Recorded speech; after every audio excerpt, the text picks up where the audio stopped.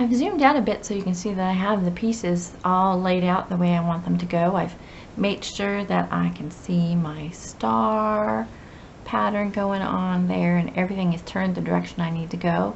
So I will be starting with this side and joining these pieces together, chain piecing them. And so let's get started with that. Once again, we are going to be matching our seams here. So I've got these seams looking good. They have locked into place, and I'm going to start up here at the top and line things up just like we've been doing.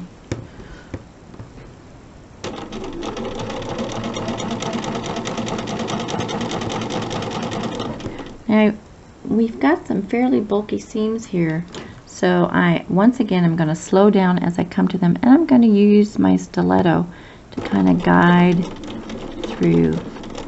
Now if all goes well as I'm sewing, this little point right here, if I hit that with my needle, that will ensure that I have a sharp point on that triangle. So that's kind of what I'm hoping happens, and it's looking good. I'm still lined up here, and I can pick up a little speed because there's nothing bulky going on now. And again, being careful to sew straight off of the piece. Now I'm going to grab my next two pieces and line them all up. There's no seams to match on this one since I'm doing the center square. It's just a plain square of fabric.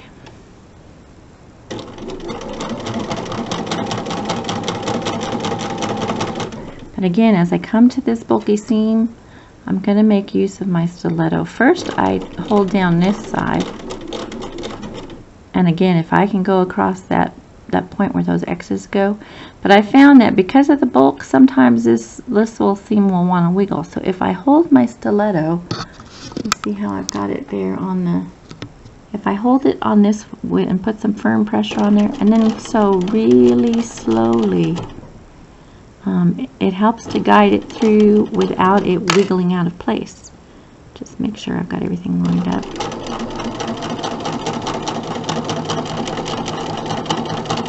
And once again, sewing straight off of the fabric. And then we've got our last two pieces in the section we're sewing now. Zoom back out a little bit. So I once again am going to line up these seams and push them in together. Now because this seam is facing down, you may feel comfortable wanting to put a pin in there. When it's something short, when I'm sewing just this little distance here, I often don't worry about it, but you can certainly add a pin if you feel more comfortable. Okay, we will line that up, and away we go. And again, as I come close to this seam allowance, I am going to slow down. And because this one's going the other way, I still might go ahead and use the stiletto just to make sure the bulk of the seam stays right where I want it. And you can see I'm going right over that point I want to go over.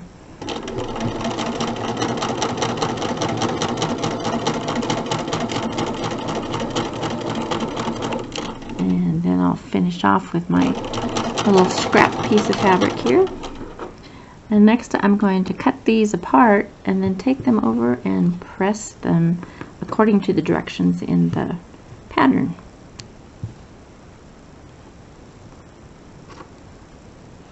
I just want to show you how well that point did there. So having that 1/4 inch seam allowance on that the flying geese, and being careful as I sewed across that seam, I've got a nice sharp point there. And let's take a look at this one. This one, see, I'm not always perfect. You can see I've got a little bit of extra blue hanging there, but it's awfully close, I'm happy with that one. And this one looks pretty good. I'm pleased. Okay, so now I'm going to lay these out and then add the other side of the squares. So I'll work on adding the other side to each row now, so I'll have 3 rows when I'm done, ready to be sewn together. And these get done the same way. I'm just going to be careful to line up my seams and lock them, and then sew slowly and carefully, especially as I go over this seam right here. My rows are sewn together, so now I need to join them to finish the block. So I have joined the first 2 rows here, and then I'm going to go ahead and take this final one and put it on the top here. And again, just like we did before, we're going to want to match the seams and make sure those are in place. You can pin them if you feel more comfortable pinning, especially these seams that are going this direction. I'm good with just going with it as it is. One of the things I do want to point out though is I like to sew with the flying geese on top rather than have it so that the plain square here in the middle is on top, because that way I can keep an eye on those seams and make sure that as I go they stay in place the way I want. I can use the stiletto to make sure I'm good for sewing on where that point is. So let me adjust the camera here a bit, and I'll go ahead and finish up this block.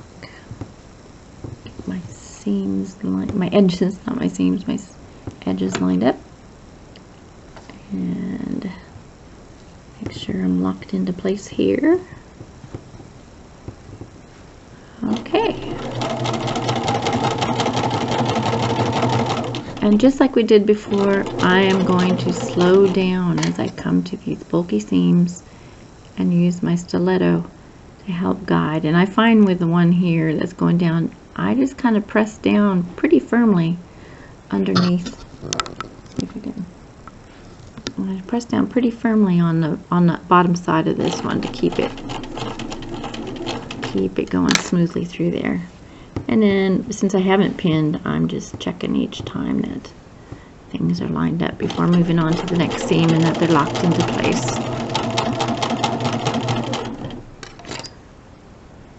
A little help from the stiletto here to guide it through. And I'm going to slide this one into place. You can't see it, I'm off camera there, but making sure all my edges are lined up still.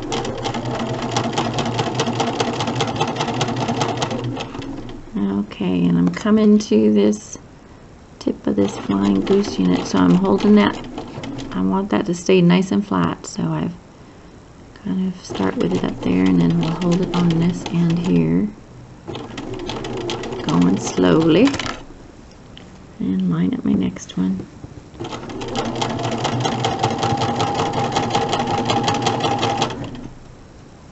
And line up my next one here.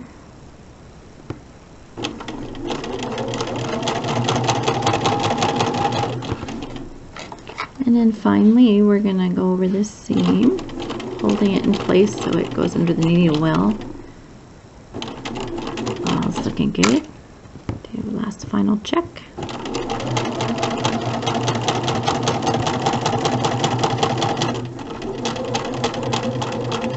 Here we go. I'll finish it off with a scrap. Okay, I'm going to press this and see how I did. Well, and there's my block all finished, and I'm pretty happy with how it has come out. So I hope you got some helpful tips and for putting your own block number 1 together in this sew along and block of the month. And if you have any questions, as always, you can contact me via my website or on Facebook. Join us on our sew along on Facebook and share photos of what your blocks are coming out and what fabrics you're using. I would love to see them. It's a lot of fun to share in a community. So thanks for joining me, and again, I hope you had a fun time sewing this block together with me, and until next time, happy quilting.